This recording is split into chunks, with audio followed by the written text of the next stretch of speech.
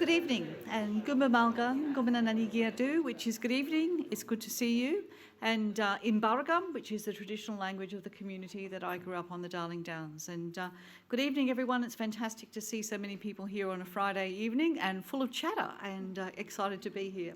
I'm Vicky McDonald, and it's my great privilege to be the State Librarian and CEO here at the State Library of Queensland. And on behalf of my colleagues, I welcome you to the second Portrait of an Artist event for this year. I'd like to begin by acknowledging the Aboriginal and Torres Strait Islander people and their continuing connection to land and as custodians of stories for millennia. Here at State Library, we are inspired by this in our tradition to work to share and preserve Queensland's memory for future generations. I'd also like to extend a very warm welcome to tonight's panellists, Josh Milani of Milani Gallery and Brisbane artist, longtime friend of Madonna Staunton, Nathan Shepherdson, and Peta Rake, Senior Curator at the University of Queensland Art Museum. And they're all sitting in the front row, so welcome to our panellists. Thank you.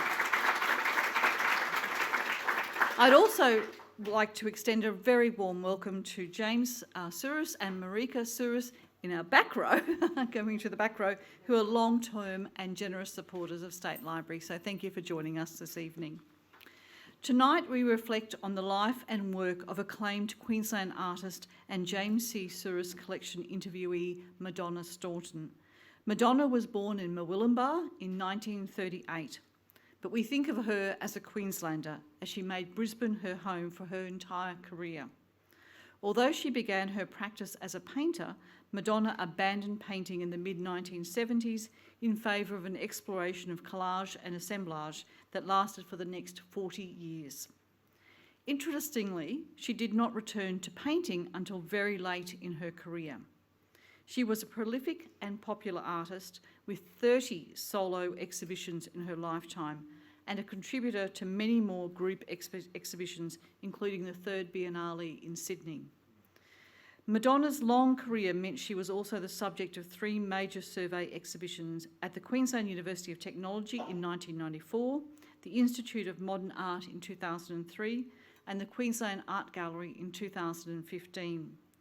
Madonna's work is held in the collections of state art galleries and the National Gallery of Australia, as well as many private collections. She was awarded a Medal of the Order of Australia in 1996 for services to the visual arts. Madonna passed away in 2019, having made a major contribution to modernist art in Australia over 5 decades.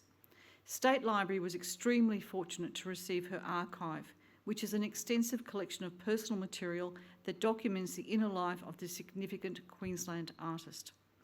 We are also very fortunate to have 3 highly qualified panellists join us this evening to discuss Madonna's life, career and enduring legacy. As I mentioned, we welcome Josh Milani, and Josh had a long career in Brisbane's visual arts community.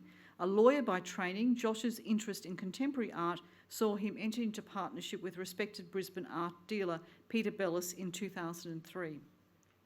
When Peter retired in 2008, Bellis Milani Gallery became Milani Gallery, and almost 15 years later, it continues to represent some of Australia's leading contemporary artists, including Madonna. Next, we welcome Nathan Shepherdson to our panel, and Nathan is an artist and poet who has twice been awarded the Josephine Ulrich Prize for Poetry in 2004 and 2006. He is also the son of renowned Queensland painter Gordon Shepherdson, and together with Josh Milani, he is co-executor of Madonna's estate. And finally, we welcome Peta Rake to the panel. Originally from Brisbane, Peta has studied and worked in the United States and Canada, and she returned home in 2018 to take up the position of Senior Curator at the University of Queensland Art Museum. And she has a number of her colleagues in the audience tonight as well.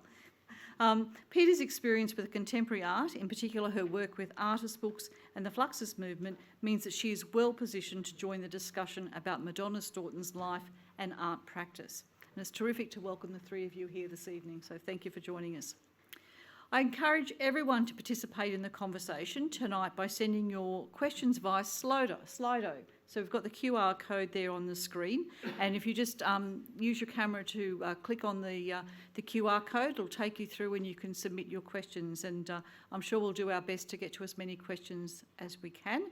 It's a very democratic system, Slido. You can vote for other people's questions and they go to the top, so you can all have a go at controlling the conversation. I hope you enjoy the evening, and I hope to also welcome you back to the State Library for our next Portrait of an Artist event in November, and it'll focus on the incredible life and career of acclaimed Queensland photographer William Yang. So that will be in November, just a few months. I also encourage you to see our Queensland to a T exhibition, which is showcasing the Glenn R. Cook Souvenir Textiles collection, otherwise known as T-Towels, and that's in the SLQ Gallery here on level 2. We also have the Legacy Reflections on Mabo exhibition on level 4, and that's certainly well worth a visit. And Judy Watson is in the audience, and one of her works is in that exhibition as well. So there's plenty to inspire you here at the State Library, and I hope you enjoy your evening, and I'll hand it over to our panel. Thank you.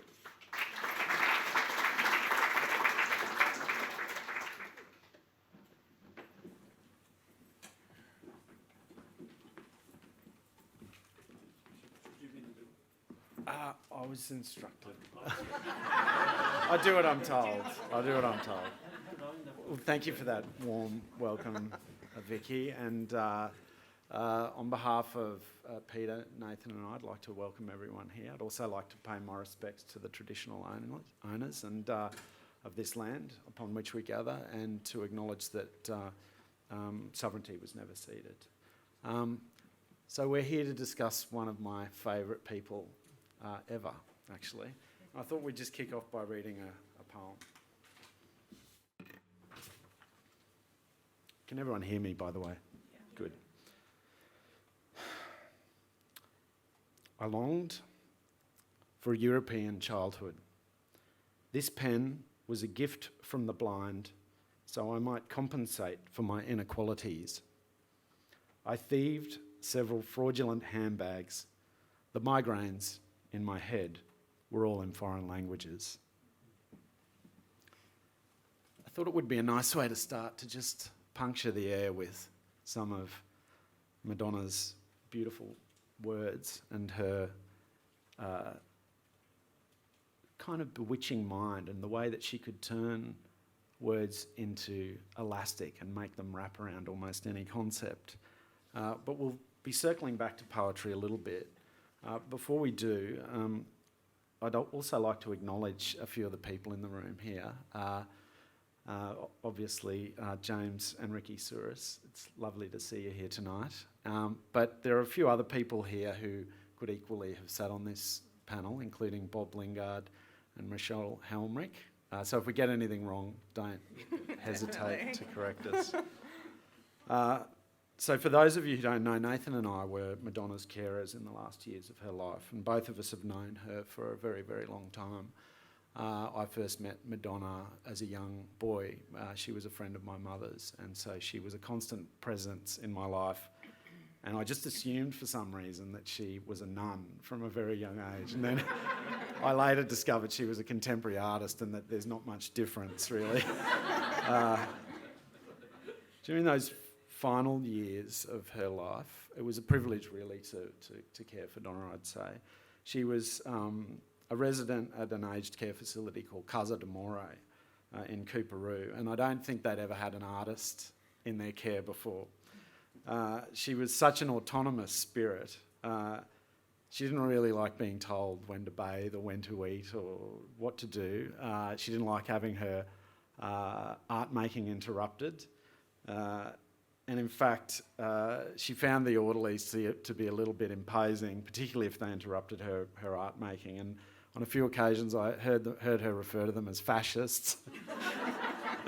But Nathan and I and a few other people, including Andrew Arnotopoulos, who I see is here tonight, would take Madonna materials and she would draw and make collage. And it was really a productive period of her life. Her creativity was irrepressible. She was an artist who just had to make, and that was her way of making sense of the world, no matter what state she found herself in. Her last show was in March 2019 at my gallery, and it was a kind of a survey of her work that also included the new works that she had made whilst she was in the aged care facility, some of which are extremely powerful, haunting pictures.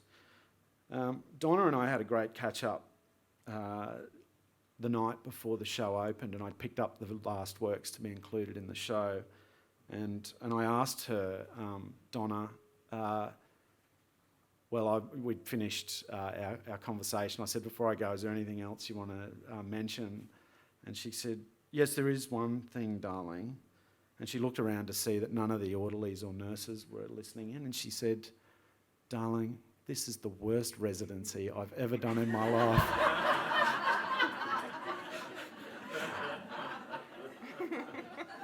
Well, the show was a huge success, and works were acquired by the Art Gallery of New South Wales, the National Gallery of Australia, Quag Goma via the generosity of James Sourris, and it was a really wonderful and inspiring time.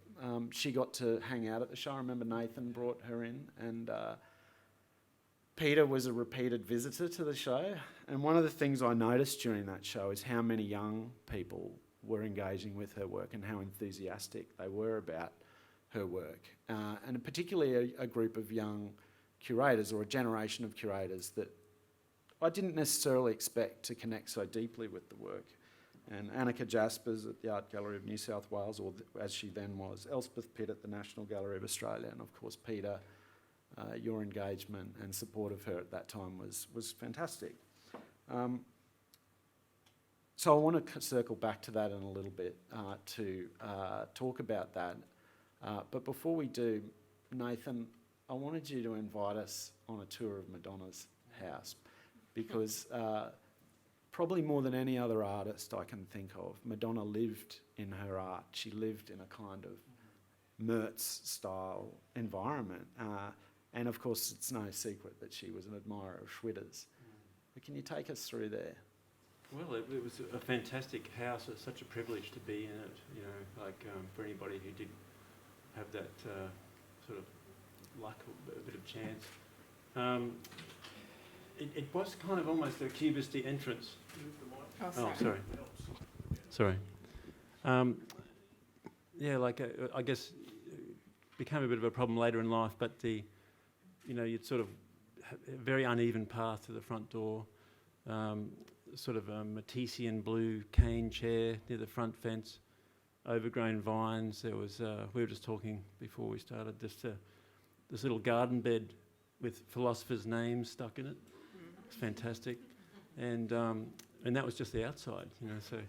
So once you got inside, like your eyes were just everywhere you looked. There was something interesting, you know, whether it was a sort of a precious object or a broken object or just a half-open book or post-it notes everywhere. She was sort of seemingly filing or unconsciously filing poems and drawings all around the house. And, like a little broken teapot spout on a nail, which would have been placed there.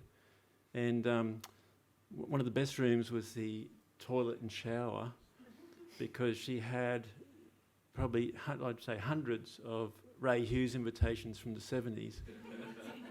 They had this set format card, black and white, just glued all over the walls, Estepoled, you know, and so it was basically a history of Brisbane art on Madonna's toilet wall. So, and it was quite remarkable. And then you got to sit down, and it's interesting because there's a figure, Ian Still, who was quite an influential figure.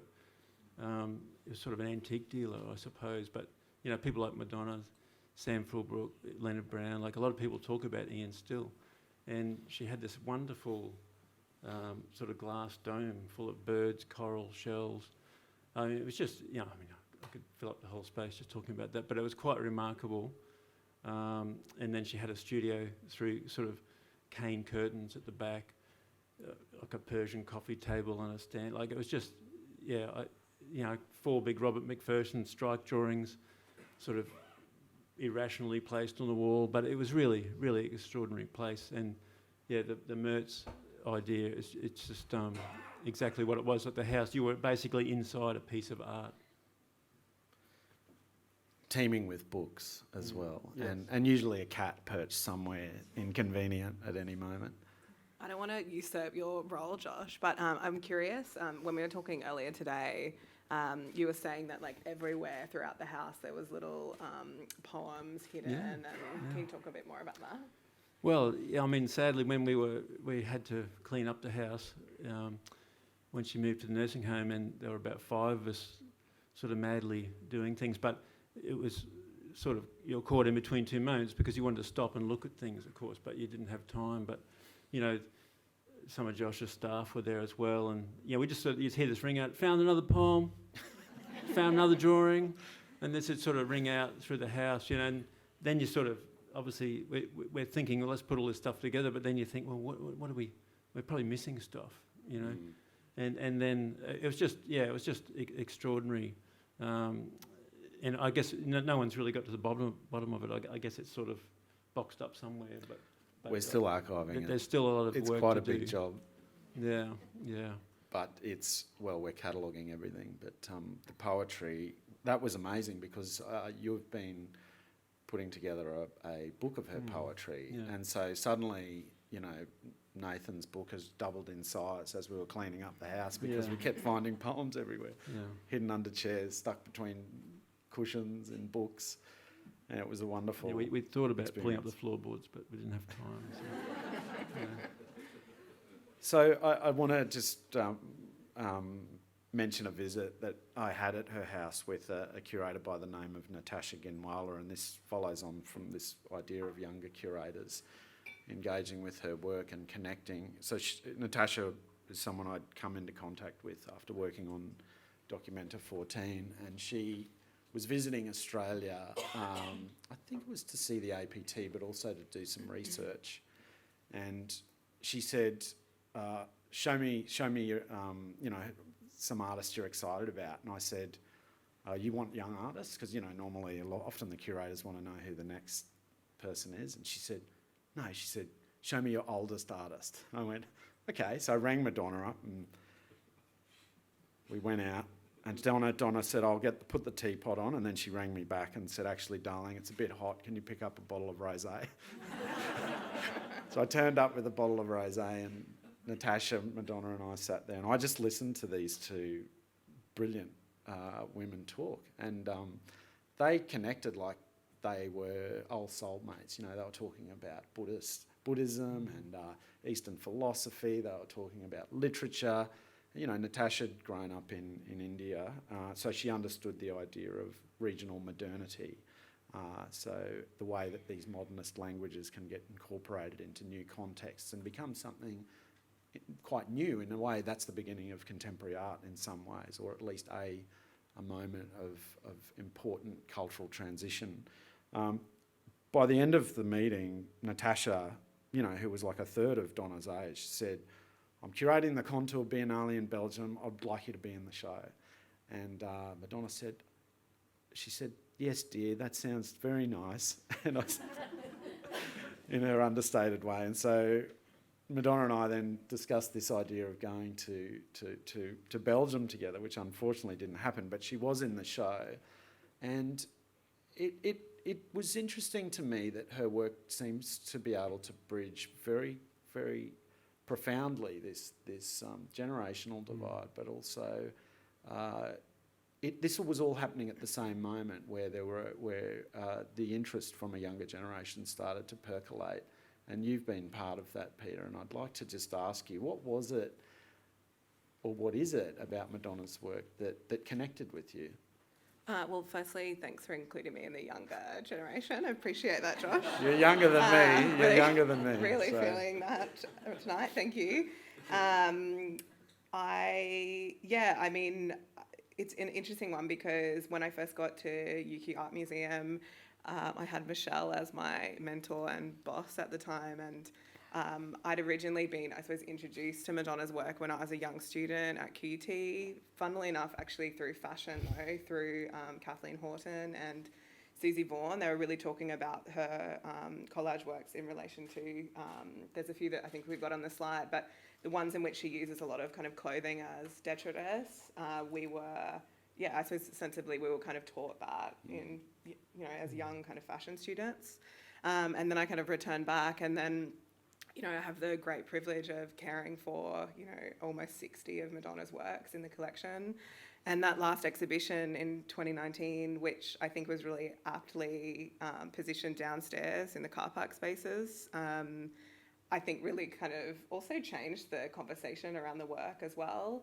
There's many different ways in which I could kind of think about talking about Madonna's work, but for me, the best thing about Madonna's work is that it is, and she would say this herself, but she always allowed herself an exit. And I mean, that's her turn of phrase, but really kind of specifically around anytime I think any art historian or curator has tried to tie down her practice, she has really aptly wriggled out of that. And I think that is the best thing about her work.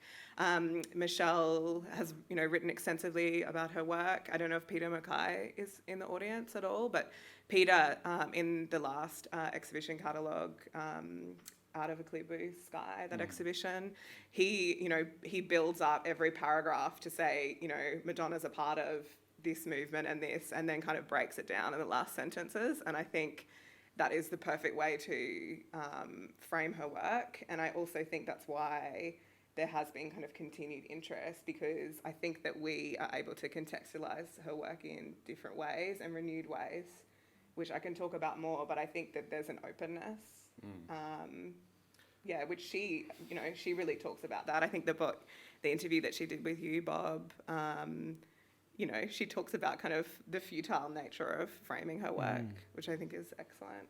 Yeah, she just strikes me as, the category of people who fell to earth, really, she was always going to do that, really, essentially, and, turning thoughts into artworks, it's just what a great thing to do, but it sounds easy, but of course it's not. But, and the persistence, there's a lot of, she had a great sense of humour and she was very witty, but there's a lot of struggle in all that too, so, which I think comes across in her work, Well, I can attest to that because, many people, it was fairly common knowledge that she suffered from depression, and so she could go through these creative bursts, and you'd come to her house and there'd be 6 assemblages and they were magnificent, but if she went through a dark period, you'd come back and they'd all be wiped away and she'd start again. So whenever I got there and she was in a good frame of mind and they were all set up but they hadn't been glued down, I'd say, ring up one of the assistants or something, say, get over here now, quickly, before she changes them. But she was quite vulnerable, I think, to those emotional vicissitudes, as many artists can be. But poetry was one of her great passions, as well as philosophy and literature. And you've begun working on a book of poems. I believe you have one or two that you might care to read. Would you? Yeah. In 2015, then Madonna suddenly she had a couple of, broke a hip and sort of all started going downhill from there, and then she broke the other hip while she was in care at Brighton. And so we sort of got the manuscript into a point where we'd sort of chosen poems, but it was in a very raw state, so we never really got to get beyond that, unfortunately. But yes, it's 2022 and we're still thinking about it, but it'll happen one day. If I just read a couple of her own little poems, because I know we're short on time.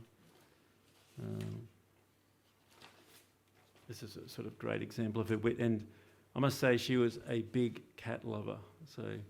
And as much as I love going there, I am allergic to cats. So I never let on, but it was a blinky drive on the way home. So anyway, Sydney cats. Samson, the Brian Ferry of the cat scene. Slink, but in perfect taste. Delilah in a punk coat of orange, beige and black.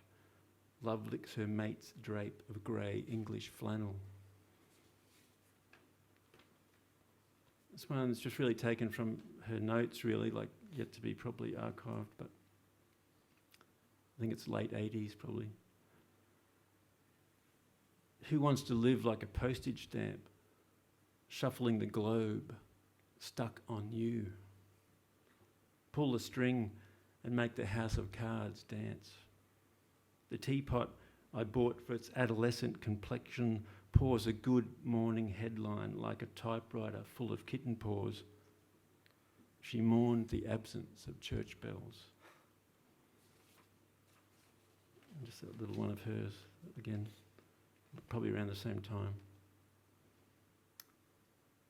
Well, there's always the consolation of a neat square of tin to patch an old wooden floor, or better still, a knothole large enough to lose a private treasure so irretrievably as to leave no regrets. And that's true, like when we cleaned up the house, there were all these patches of tin, like in holes on the floor, you know. And if I can just selfishly insert one of my own into this, it's sort of just an evocation of her and Madge, really, from a series I wrote for her called Words to Print on Dust.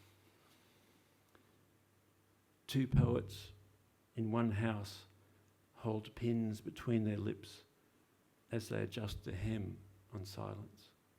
Thank you. That's beautiful. Thank you, Nathan. Well, you've just raised Madge, which is a wonderful other presence in Madonna's life, and we can probably thank Madge for a lot of the opportunities that Madonna got to study art and the encouragement to be an artist, I think. I know they had probably a complex relationship, but Madge was a poet, for those of you who don't know it, and published poet, and was active in the poetry community here in Brisbane and also in the Contemporary Art Society. They had a very interesting and very close relationship over Madonna's life. But we were talking earlier, Peter, about this relationship of mothers to daughters and how some curators and women of your generation are thinking through some of those relationships, and there's been literature that seemed to you to connect to that relationship between Madge and Madonna. Yeah, I think I've read a lot just to kind of refresh myself about her practice over the last couple of days. It's interesting to think that most of her curators have been men, and most of her critics have been women and people which have historicised her life. You think about Betty Churcher and Gertrude Langer, Michelle, Beth Jackson, etc. I think that in itself is kind of an interesting situation. It's also the sign of the times, obviously. But I think that what is happening, I suppose, with this kind of relationship between Madge and Madonna is, a very singular example of a mother-daughter relationship. And I was saying to Josh and Nathan today, there's a generation of young, curators that are my peers, some of which are in the audience, that are, really kind of thinking through, I suppose, literature to kind of connect to, works such as Madonna's. And I think, there's certain books such as Sheila Hady's Motherhood, who, really talks about kind of the decision to be an artist over a mother and what that means. Madonna hasn't specifically ever kind of stated that in any literature, but I am curious about that relationship, particularly in relation to the way in which she framed her mother in both her work and her language.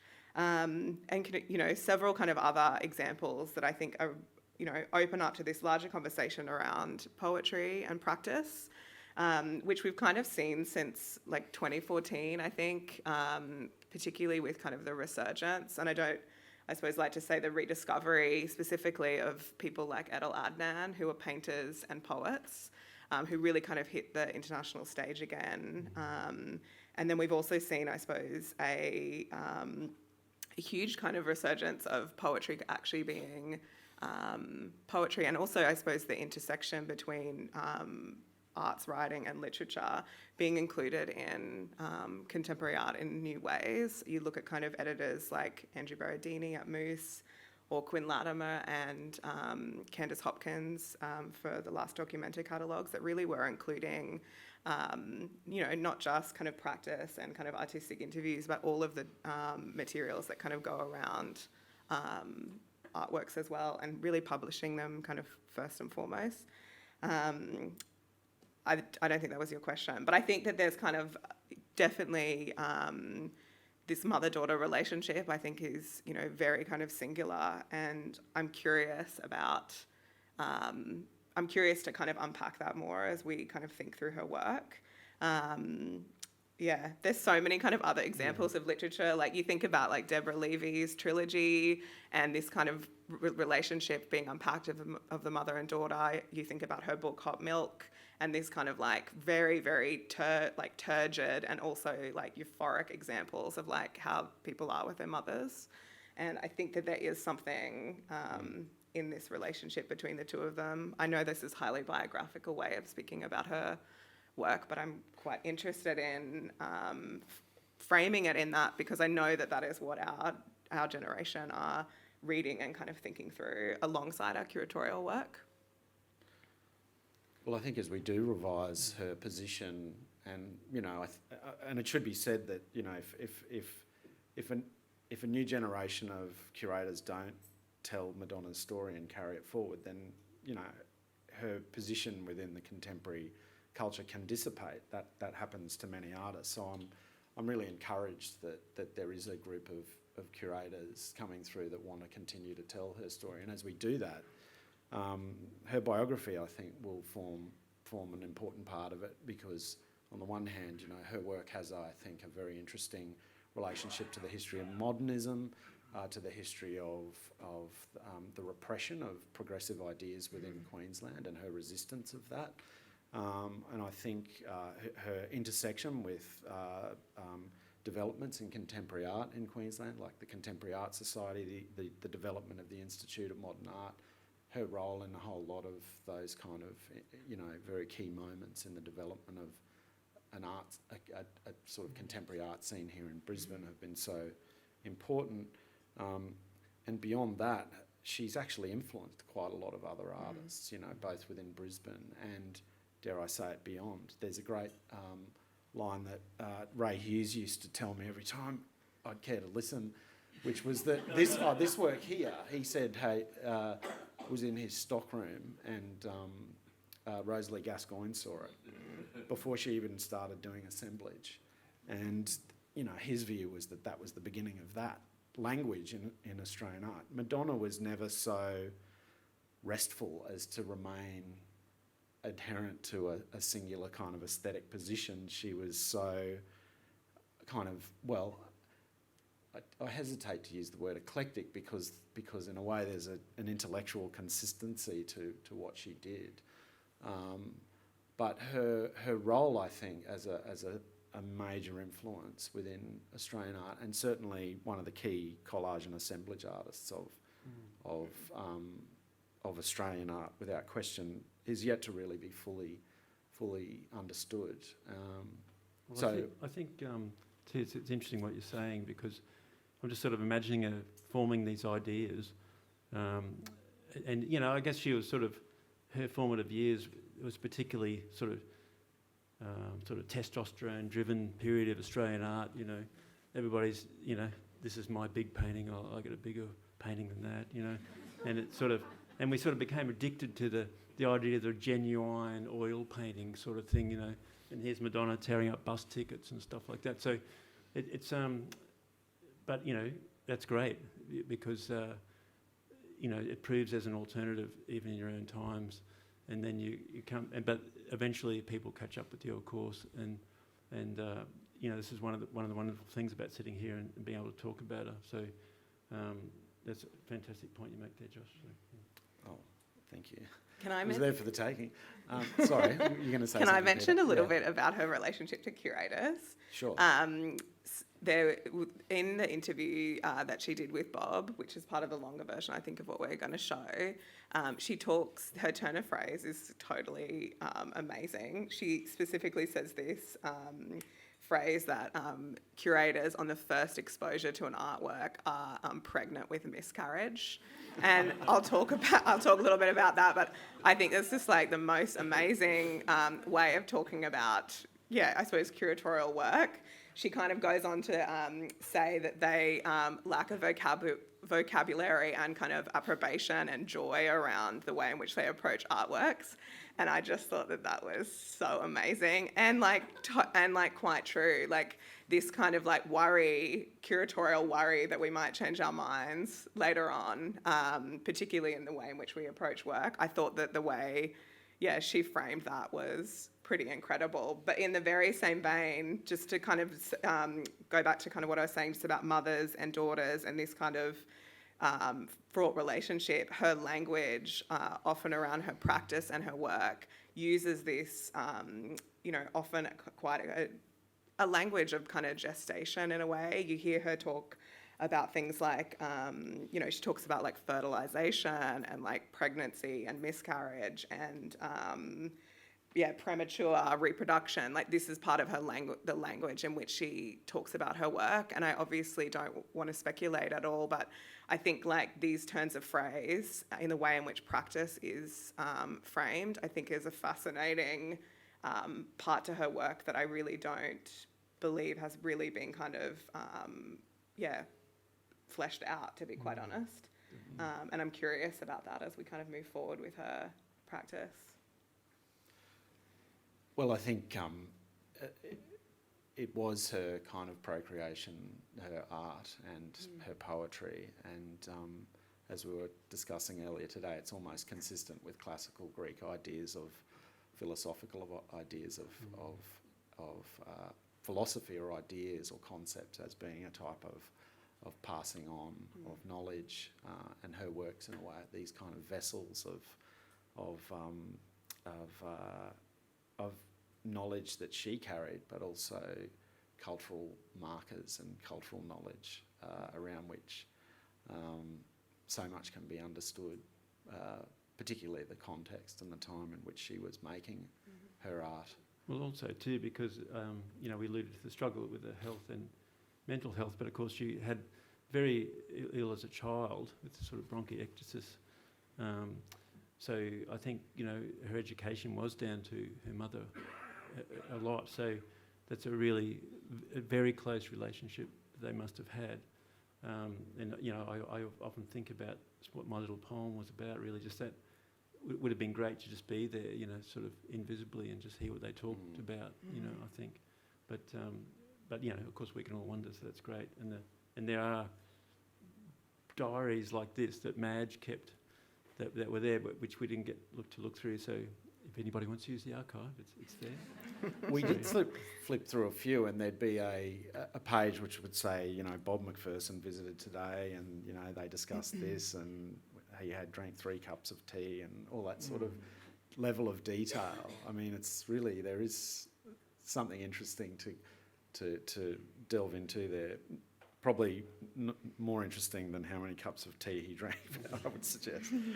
But I was just looking at these images earlier, and there's a set up here called Romantic Doubt, which is a triptych that you'll see come up. Oh, that's a wonderful work numbers game. And the work Romantic Doubt, which I think really sums up, Madonna's position in many ways, or her state of mind. She was a kind of a romantic, but the aesthetic of the actual work, when you look at it, looks like a stuffed bookshelf. And she spoke a number of times about growing up in her father's bookstore and the influence of the aesthetic of the crammed bookshelves and what that had on her as an influence on her aesthetic as an artist, making assemblages. And it was also something that we saw repeated at her house. Did you ever get to look very deeply at her collection of books? I tried when I was there, but of course you can't really just look at things and listen at the same time. But no, it was fascinating because I don't know, for people that collect books, there's sort of this every man's library that was sort of around in the early 20th century, I suppose.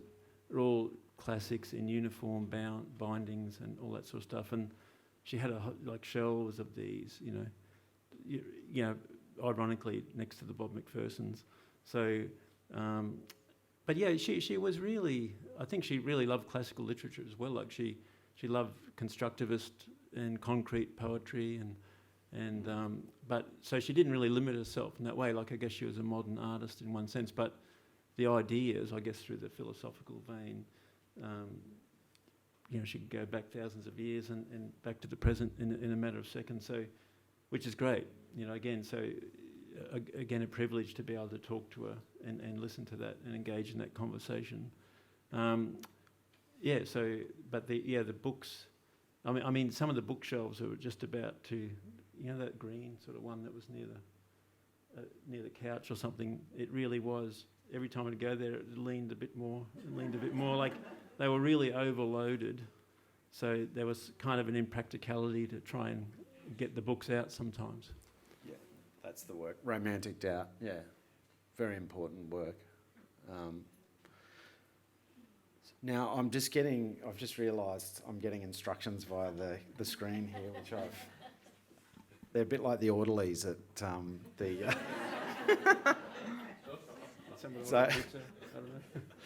So did you want to watch the video now, or did you want to watch it? I think you intended to watch it earlier. Is that correct?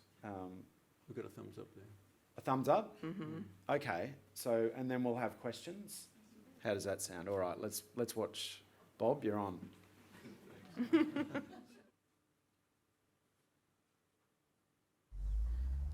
I think a lot of my inspiration from where I get my inspiration from is from things of a childhood. For instance, I was probably 4.5 or 5, and I had a doll that had a soft body. It was just filled with sawdust or something. But the exciting thing about it was that I could pin scraps of fabric to it and create all sorts of bizarre and wonderful and fanciful costumes for this doll. And that's where I wondered where I had maybe a career as a dress designer. But I knew even at that age that I had a very tactile sense. For instance, I can remember the handles on the interior doors were ridged like a beehive, and I can almost feel them in my hand today. And I seem to be able to make companions out of inanimate things. I had a very painful period where, because my father was sort of moving around from various areas, there was no really current of security physically or anything else until we went to Chatswood in Sydney, and my father took on a small private lending library, and it was quite vast. I think it had about 3,000 volumes in it. From then on, I don't think I ever looked back. I could retire up the steps. This was another terrace building, and with the latest volumes of, it might have been Anne of Green Gables or something more intellectual or whatever. But so I think I was always happy with a book. My father decided that he wasn't going to spend another winter in Sydney, so he was going back north to Mooloolaba, where I was born in Mooloolaba actually. And being sort of catapulted out of that heaven, 3,000 books and no other contenders. It was like going to a very strict boarding school where all the things which had been precious to me were verboten, So that, I think, is a time when some sort of rebellion set in, and I was old enough to sort of become interested in the beatniks and what was happening in poetry at that time. All my life I've been fighting against fragile health that was left from the measles because it affected my lungs. I started doing collage because I decided that I'd do something that I'd enjoyed doing as a child, not because I thought it was a childish activity, but something which liberated you in terms of the means. It was still possible to attain an end through means which weren't so physically exhausting. And now I've got widespread arthritis and all of them, you know, to a certain extent, we don't realise how much the skill of our hands and our bodily members, etc., are, I suppose, not only products of cerebral impulses and so on, but that muscles answer to those input as well. But then I thought, well, you know, trying to be positive about these things, and I thought it was a bit strange because I gave up doing large paintings because I couldn't cope with the size and the dimensions of them to do collage. Now I'm giving up constructions to do painting. But painting was my first love, I can't deny that. It's only since I've gone back to painting that I realise that Cubism has been a very natural development for me, and I was very dumb in not realising that it was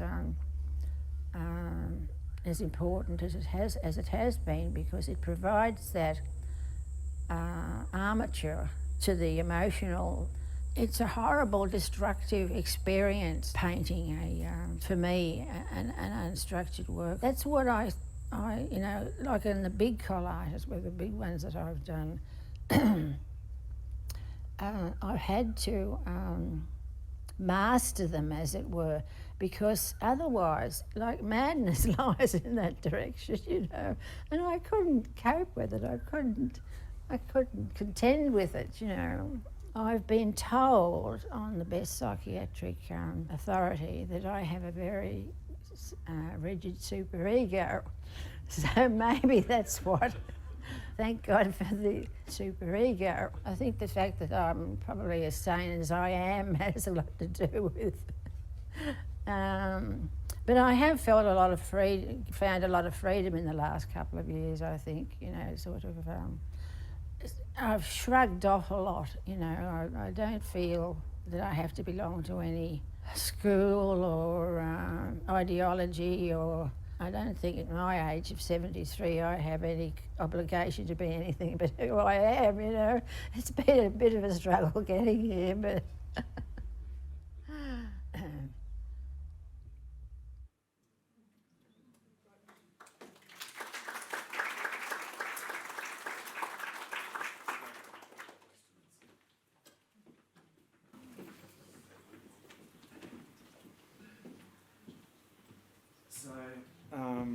We've got some questions here from the audience.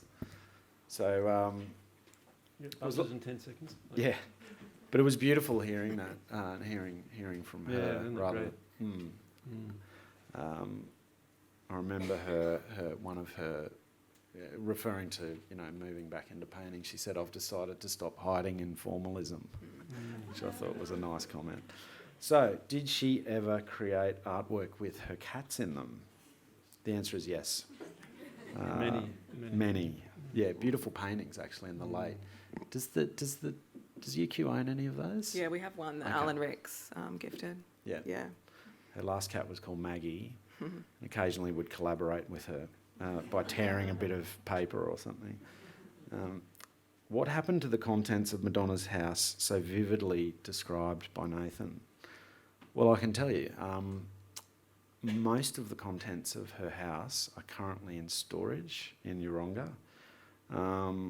I tried desperately to get someone, a benefactor, to buy the house and then donate it and have it kept as I suppose, a living artwork, but it was just too difficult, and I couldn't find any institution willing to manage it. But I did try very hard to do that.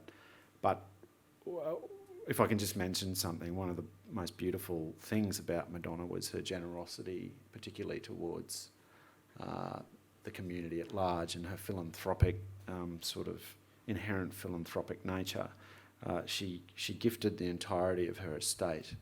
I think it's I'm free to say this, to the University of Queensland to set up the Madge and Madonna Staunton Poetry Fellowship, which is going to be giving to young poets and maybe not so young poets for as long as I can. Well, we can imagine. So it'll be there in perpetuity, and it's a great thing. When I told Justin Clemens, who you would know, who's a very respected person in the Poetry Society in Melbourne, he said that would be one of the most significant bequests to poetry in the history of Australia. So that's quite something. So her legacy, and it's for her and her mother. So it's quite an important thing and an honour to be involved. But the contents of the house are still in storage, and we're still sorting through them to shake out any poems. Chloe, you've seen a few of them there. Do you think the themes of miscarriage, pregnancy were not necessarily explored in commentary because of her work being frequently curated by males? I'm not sure how to answer that specifically. I don't know. I mean, I think it was just a sign of the times, and I've already said that, but I think it was very much a generational conversation. I also think too, like when we're working with artists as curators, there's many things that we're, that we're kind of gifted by artists that shouldn't be made public. And I'm assuming lots of conversations were had at the time, or not. I'm speculating. Or maybe they didn't want to kind of go into it. I don't know. I'm curious. They're not here, so I kind of can't speak for them. But yeah, I can't read that either. So do male artists have the same questions asked about their relationships with their fathers or mothers and the influence on their work? That's a trap. Mm-hmm. Well, I think one thing I would say is that Madonna did make her relationship with her mother a theme of her work late in her life. She actually made paintings about that relationship, but also about her relationship with her father, which I don't think was a particularly happy one, and perhaps was part of the reason why she was pushed into such an intimate and significant relationship with her mother. So I can't answer the question generally, though. But I can't either. And I suppose, like, just to say, like, when I was talking about that language, I was talking about it from a feminist perspective, just in terms of the way in which she phrased her practice coming from her. So yeah. It's in what she said, yeah. She did say to me once that she felt she couldn't, like, be an artist and, be in a relationship or be a wife or something like that. Like, she felt she chose to be an artist, basically, which... but it's a different era, so hopefully we've moved on a little bit from that. But sorry. I did write completely insane notes, which I haven't been able to read at all. But there was one quote that I did pull from a book by Sheila Haidy that she says, can a woman who makes art be let off the hook by the universe for not having a child?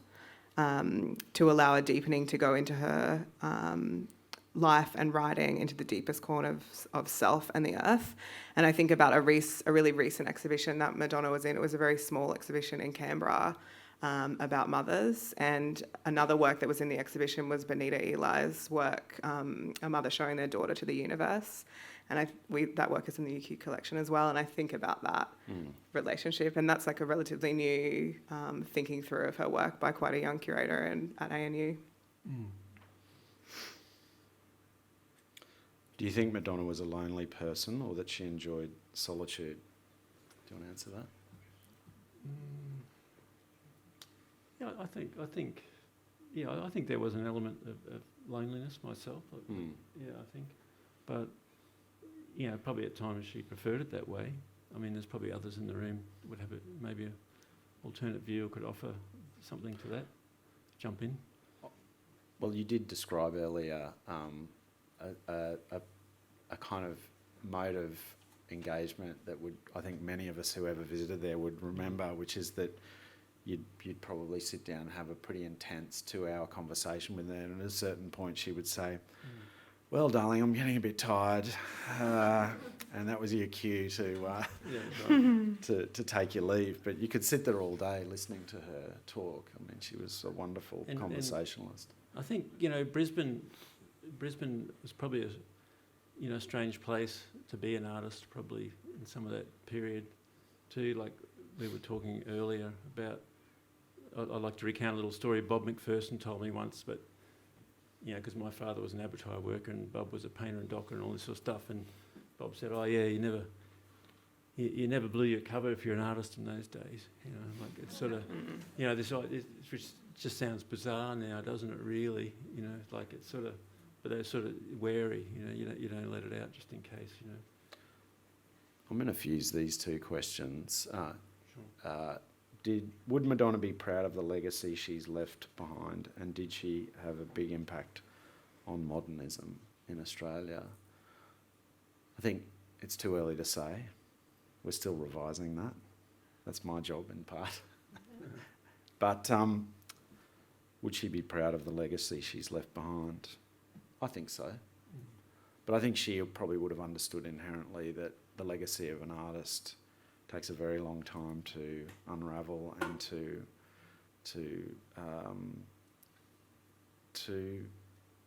digest and to have its effect. I mean, artists can be discovered many years after their death, and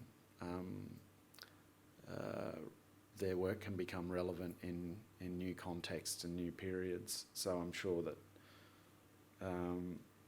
I think too, like particularly her multiple archives that she's left behind, there's almost kind of like a Russian nesting doll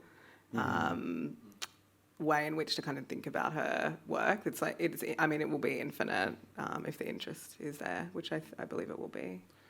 And I think in relation to the poetry bequest, the fellowship, you know, the legacy of her and her mother's impact on this city will be huge, and on poetry within Australia, and I dare say that will continue to grow and reverberate and improve our society, I believe, which is what all one could hope for, I think.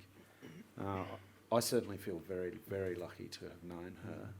It was a great privilege to be involved with her during her life and to be in part a carer for her legacy. It's a huge responsibility, which I take very seriously, and it's slightly intimidating, to be honest, but it's inspiring to think about what might be possible in the future.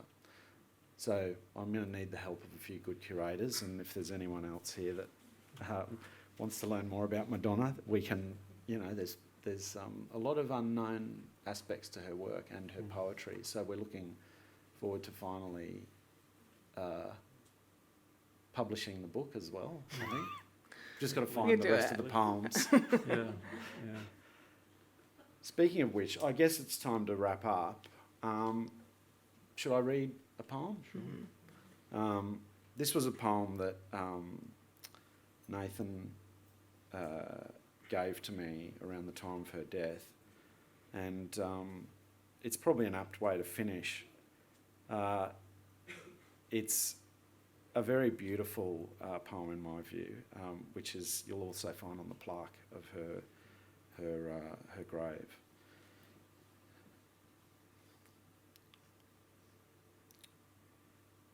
I folded myself into the lower drawer of my bureau, and my knees were as the peaks of the Austrian Alps, and I waited and longed for my entombment.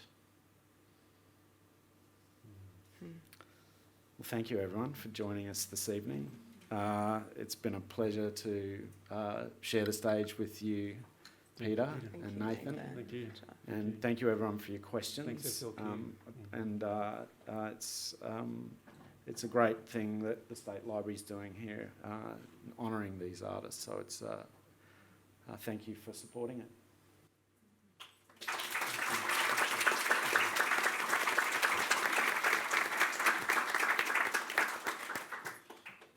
Hi, I'm Gavin from the State Library of Queensland.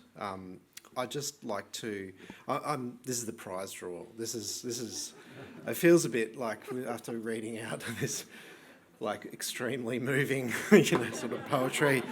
There's a prize. Who gets the meat tray? So yeah, it's a good prize. It's a good prize. So I'd just like to on behalf of everybody, just thank you to Peter, Nathan and Josh for their insightful commentary tonight.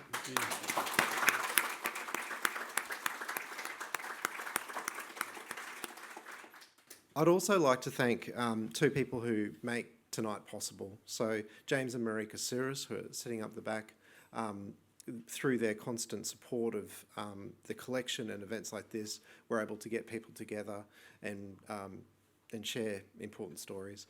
I'd just like to let other people know as well that this is being recorded, this session, so if you know people who weren't able to make it, they'll be able to access the original long form interview as well as the recording of tonight as well. It's also a special and auspicious time. I was just talking to James before this event, and it's actually 100 years exactly to the day that his father opened the first cinema in Armidale 100 years ago. So I just...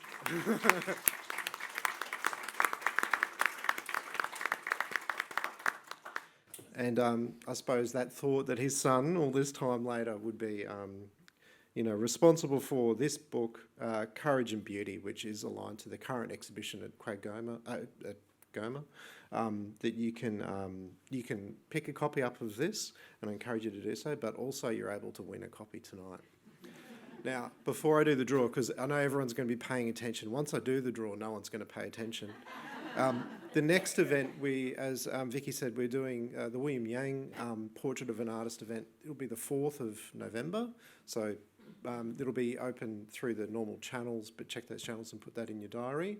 And then in February next year, we'll be doing an exhibition called at State Library after the Tea Towels exhibition. I encourage you to see the Tea Towels exhibition, but the one after the Tea Towels exhibition is called Meet the Artists, which will feature interviews from all of the subjects of the James C Sourris AM collection, as well as select artworks from eight artists. So I encourage you to see that, and that'll be open for around 4 or 5 months or so. So there'll be a good opportunity to see that next year from February. But without further ado, I feel like it's a bit weird to be like, so I need an offsider to swizzle and pick. So yeah. So Josh, can you pick the?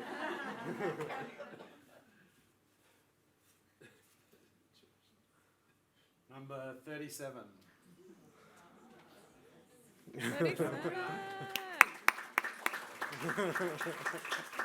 We'll leave this aside for you, and you can pick it up. Thank you so much. So that concludes this evening. I'd just like to thank all of you for being present and participating in the conversation tonight. I'd like to thank our panellists again. I'd also like to thank James and Marika for doing this, and also all of my colleagues who work so hard to make this possible. I really appreciate it. Thank you. Thank you.